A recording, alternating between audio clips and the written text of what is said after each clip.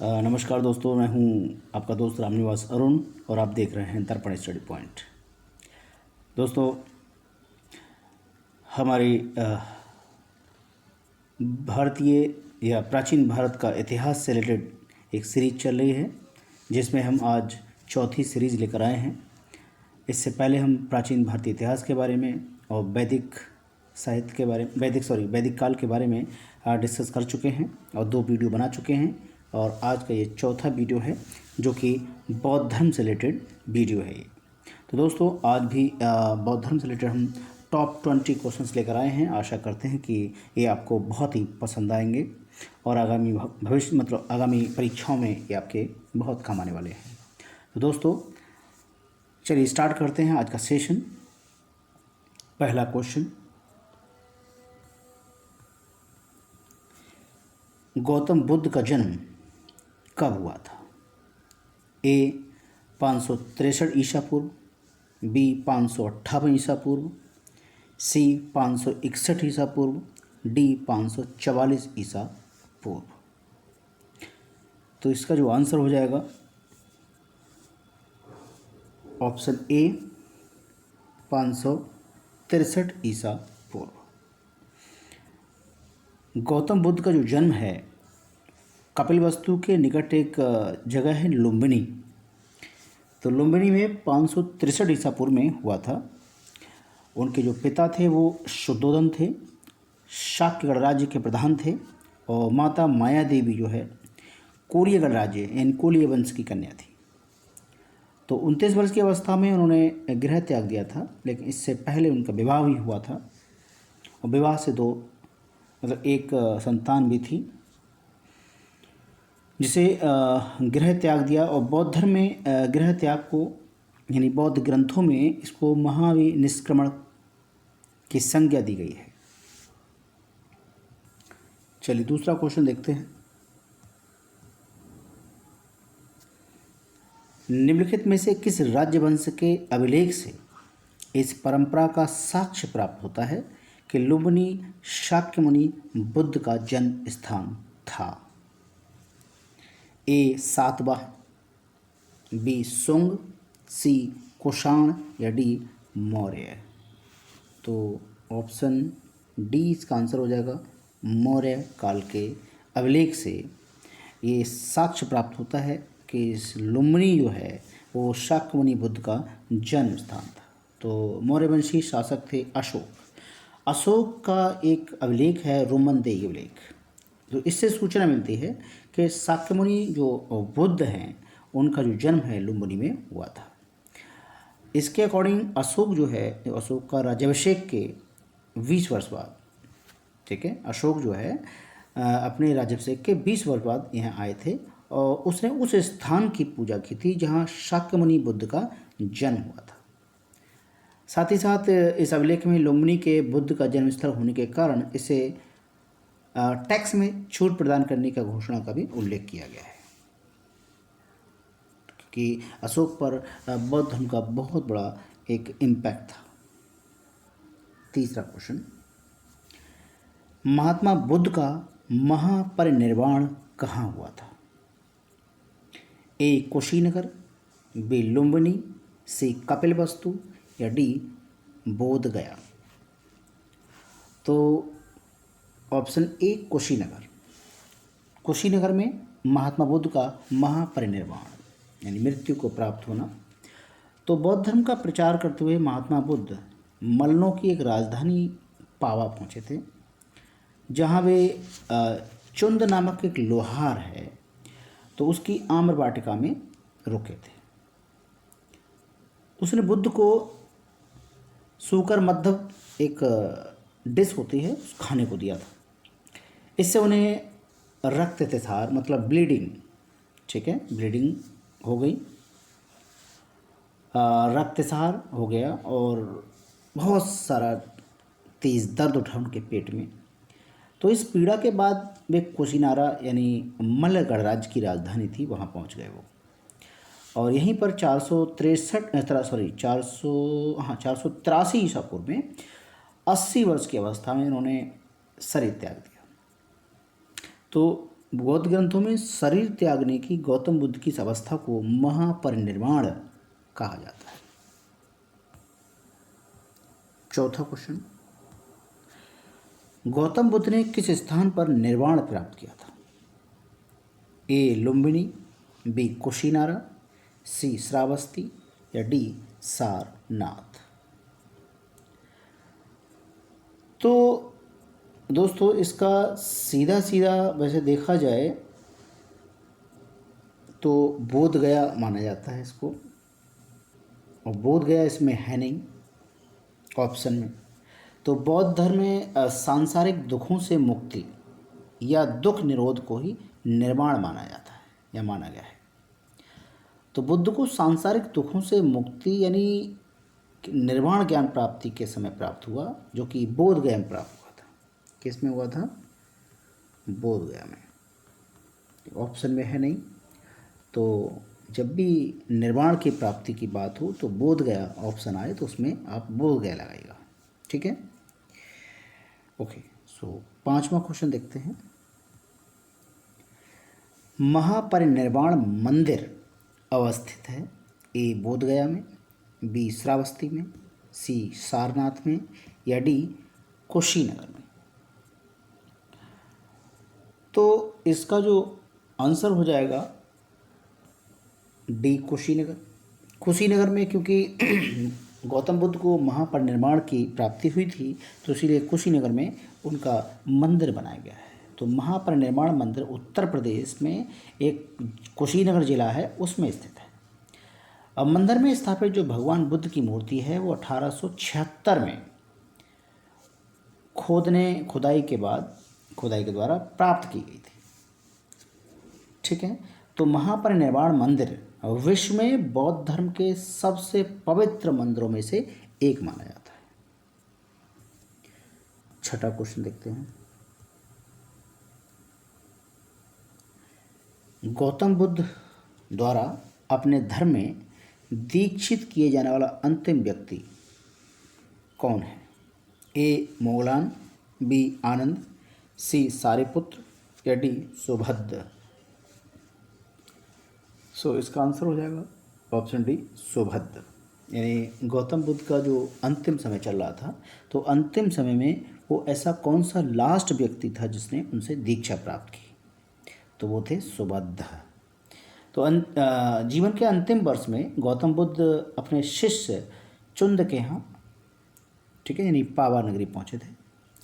यहाँ जो मैंने इससे पहले भी बताया था, शुकर माधव भोज्य सामग्री खाने को दिया था और वे इससे अतिसार से पीड़ित हो गए और फिर वे पावा से कुशीनगर को चले गए और यहीं पर सुभद्र को उन्होंने अपना अंतिम उपदेश दिया था इतनी पीड़ा में।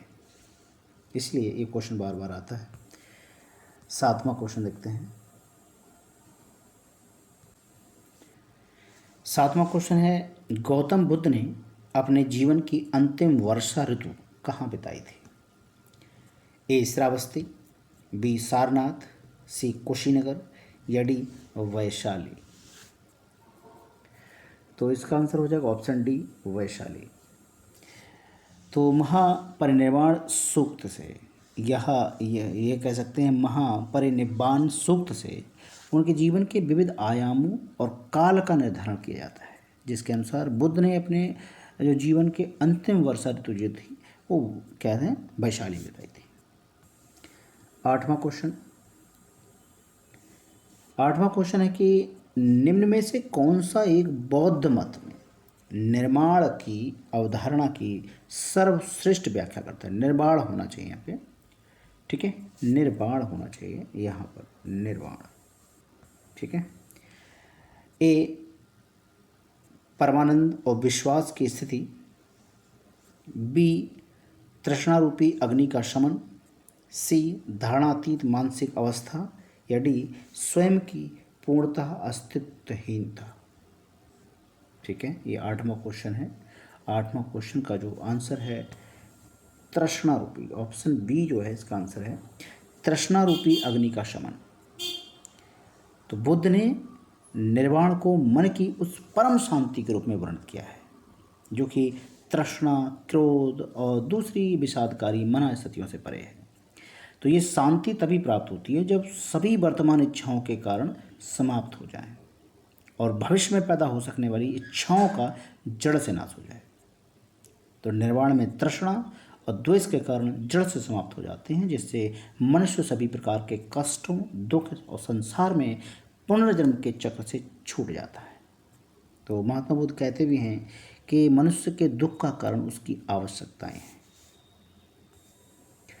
नमा क्वेश्चन, आलार कलाम थे ए एक प्रतिष्ठित बौद्ध भिक्षु, बी बुद्ध के गुरु, सी बुद्ध के एक शिष्य, या डी बुद्धकालीन एक शासक। तो आंसर हो जाएगा बुद्ध के एक गुरु, ऑप्शन बी बुद्ध के गुरु।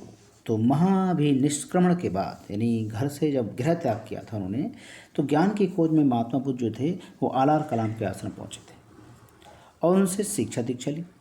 तो आलार कलाम के आश्रम में उन्होंने तपस्या की, लेकिन इससे बुद्ध सेटिस्फैक्शन नहीं प्राप्त नहीं हुआ उन्हें। तो आलार कलाम सांख्य दर्शन के आचार्य थे और अपनी साधना शक्ति के लिए विख्यात थे। चलिए आगे बढ़ते हैं। 10वां क्वेश्चन, महात्मा बुद्ध ने अपना पहला धर्म चक्र प्रवर्तन किस स्थान पर दिया था? ए सारनाथ में, बी लुम्बिनी में, सी वैशाली में, ठीक है, सी वैशाली में, डी पाटलिपुत्र में। तो इसका जो आंसर हो जाएगा ऑप्शन ए सारनाथ।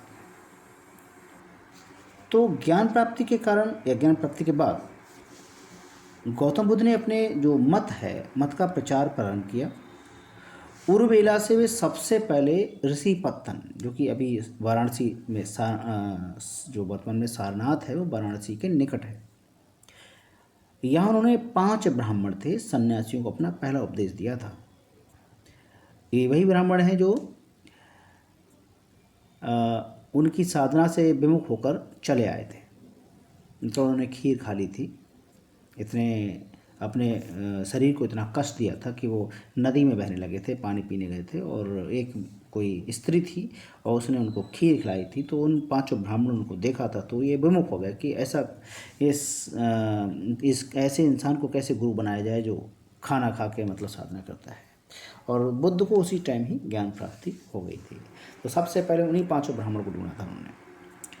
तो यहाँ उन्होंने 5 ब्राह्मणों को पहला उपदेश दिया। इस प्रथम उपदेश को ही धर्म चक्र प्रवर्तन कहा गया है। चलिए 11वां क्वेश्चन देखते हैं। बुद्ध ने सर्वाधिक उपदेश दिए थे और कहाँ दिए थे? ए कौशाम्बी में, बी वैशाली में, सी श्रावस्ती में, या डी राजगृह में। तो ऑप्शन सी श्रावस्ती। बुद्ध के सबसे ज़्यादा उपदेश जो हैं श्रावस्ती में मिलते हैं। तो बुद्ध के सबसे अधिक शिष्य कौशल राज्य में हुए थे तथा यहाँ की राजधानी श्रावस्ती में ही उन्होंने सर्वाधिक उपदेश दिए थे। तो ये भी एक कारण है। 12वां क्वेश्चन, गौतम बुद्ध कौशाम्बी किसके राज्यकाल में आए थे? ए बोधि, बी शतानिक, सी निचक्षु, डी उदयन। तो इसका जो आंसर हो जाएगा ऑप्शन डी उदयन। तो महात्मा बुद्ध वत्सराज उदयन के शासनकाल में कौशाम्बी आए थे। वहाँ उन्होंने नवा विश्राम किया। तो उदयन ने पिंडोला भारद्वाज के प्रभाव से बौद्ध बनने के बाद घोषिताराम बिहार भिक्षु संघ को दान दिया। 13वां क्वेश्चन, गौतम बुद्ध की मृत्यु के बाद प्रथम बौद्ध संगीति की अध्यक्षता किसने की? ए अजातशत्रु द्वारा, बी धर्मसेन द्वारा, सी नागसेन द्वारा, डी महाकश्यप द्वारा। तो आंसर हो जाएगा ऑप्शन डी महाकश्यप द्वारा। तो प्रथम बौद्ध संगति यानी पहली बौद्ध परिषद बुद्ध की मृत्यु के बाद तत्काल बाद राजगृह की सप्तपर्णी गुफा में हुई। इस समय जो था मगध का शासक अजातशत्रु था।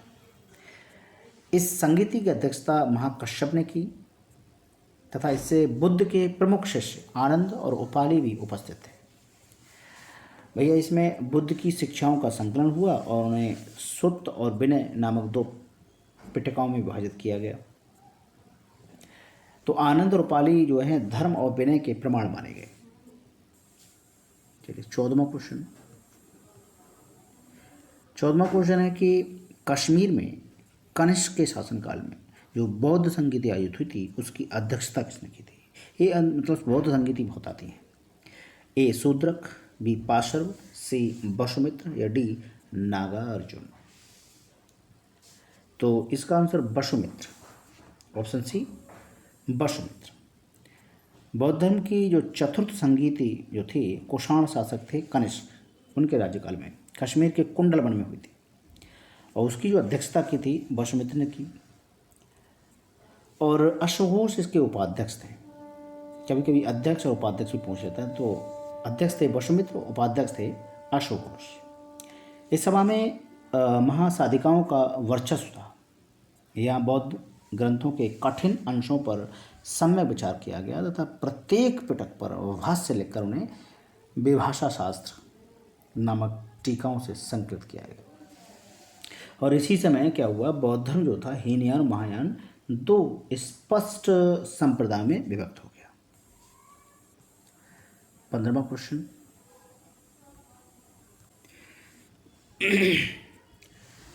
किस शासक के काल में चतुर्थ बौद्ध संगीत का आयोजन कश्मीर में हुआ था? ए कनिष्क, बी कालाशोक, सी अजातशत्रु, डी अशोक। तो ऑप्शन ए कनिष्क। कनिष्क के शासनकाल में बौद्ध धर्म की चतुर्थ बैठक का या चतुर्थ बौद्ध संगीति का आयोजन हुआ था। 16वां क्वेश्चन, भारतीय कला में गौतम बुद्ध के जीवन की किस घटना का चित्रण मृग सहित चक्र द्वारा हुआ है? ए प्रथम उपदेश के द्वारा, बी महाविनिष्क्रमण, सी संबोधि या डी निर्वाण। तो ऑप्शन ए प्रथम उपदेश। तो भारतीय कला में बुद्ध के जीवन के प्रथम उपदेश का चित्रण जो है मृग सहित चक्र द्वारा हुआ है। बुद्ध ने अपना प्रथम उपदेश जो है वो सारनाथ में मृगदाय यानी हरण वन में दिया गया था, इसीलिए ये आंसर है प्रथम उपदेश। 17वां क्वेश्चन, करमापा लामा तिब्बत के बुद्ध संप्रदाय के किस वर्ग का है? करमापा लामा तिब्बत के बुद्ध संप्रदाय के किस वर्ग के हैं ये? तो ए लिंगमापा, बी गेलुवापा, सी साक्यापा या डी कंग्यूपा। तो इसका जो आंसर हो जाएगा ऑप्शन डी कंग्यूपा। करमापा लामा है तिब्बत के बौद्ध संप्रदाय कंग्यूपा वर्ग से संबंधित है। कंग्यूपा वर्ग, कई सारे वर्ग बना रखे हैं उन्होंने।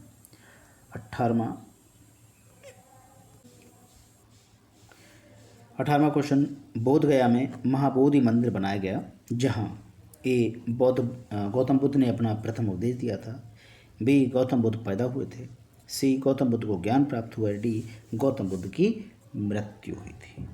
तो ज्ञान प्राप्ति जो हुई थी वो गौतम बुद्ध को ही थी बोध गया में। तो बोध गया में 6 वर्ष की साधना के बाद 35 वर्ष की आयु में महात्मा बुद्ध को वैशाख पूर्णिमा की रात को एक पीपल के वृक्ष के नीचे ज्ञान प्राप्त हुआ था। Option C. आज का 19वां क्वेश्चन, बोध गया में बोधि वृक्ष अपने वंश की किस पीढ़ी का है? ए पंचम, बी तृतीय, सी षष्ठम या डी चतुर्थ। तो किन्हीं लोगों को ये अगर भ्रम है कि वो उसी टाइम का वृक्ष है तो ये थोड़ा गलती होगा। तो महाबोधि मंदिर जो है उसमें वर्तमान बोधि वृक्ष वो नहीं है जो उस समय जिसके नीचे बैठकर महात्मा बुद्ध ने ज्ञान प्राप्त किया था। तो होयनसांग लिखते हैं कि उस मूल वृक्ष को 7वीं शताब्दी में सम्राट शशांक ने नष्ट करा दिया था। वर्तमान वृक्ष जो हम देख रहे हैं वो 5वीं पीढ़ी का है। कौन सी?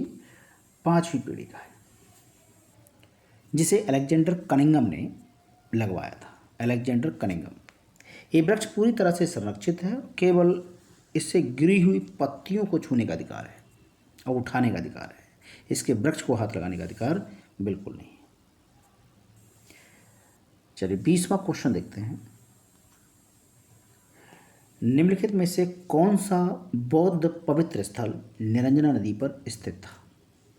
ए बोध गया, बी ऋषिपत्तन, सी कुशीनारा, डी लुम्बिनी। तो ऑप्शन ए बोध गया।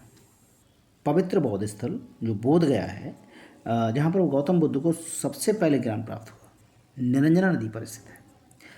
आधुनिक जो फाल्गु नदी को कोई पहले निरंजना के नाम से जाना जाता था। ये दो नदी धाराओं हैं, छोटी छोटी धाराएं हैं, निरंजना और मोहना के मिलने के बाद बनती है निरंजना। ठीक है, मोहना, कौन कौन सी नदी? मोहना और निरंजना। ठीक है, ये नदी दो छोटी धाराओं निरंजना और मोहना के मिलने के बाद बनती है, इसको ही बोलते हैं। तो इसलिए जो पवित्र स्थल है निरंजना नदी पर वो बोध गया में है। ठीक है, बौद्ध पवित्र स्थल निरंजना नदी पर स्थित है, बोध गया। तो दोस्तों ये थे आज के टॉप 20 क्वेश्चन बौद्ध धर्म से रिलेटेड। दोस्तों अगर ये कंटेंट आपको पसंद आए तो प्लीज़ चैनल को सब्सक्राइब कीजिए, लाइक कीजिए, कमेंट कीजिए और कोई सजेशन हो तो हमको ज़रूर दीजिए। ठीक है दोस्तों, तो मिलते हैं कल एक नई वीडियो के साथ। बौद्ध धर्म से ही और क्वेश्चंस लेकर आएंगे, तो बने रहिए हमारे चैनल के साथ और नए से नए वीडियो देखने के लिए हमारे चैनल के बेल आइकन को ऑन कीजिएगा ताकि आप बने रहें। और मिलते हैं कल एक नए वीडियो के साथ, तब तक देखते रहिए दर्पण स्टडी पॉइंट। धन्यवाद।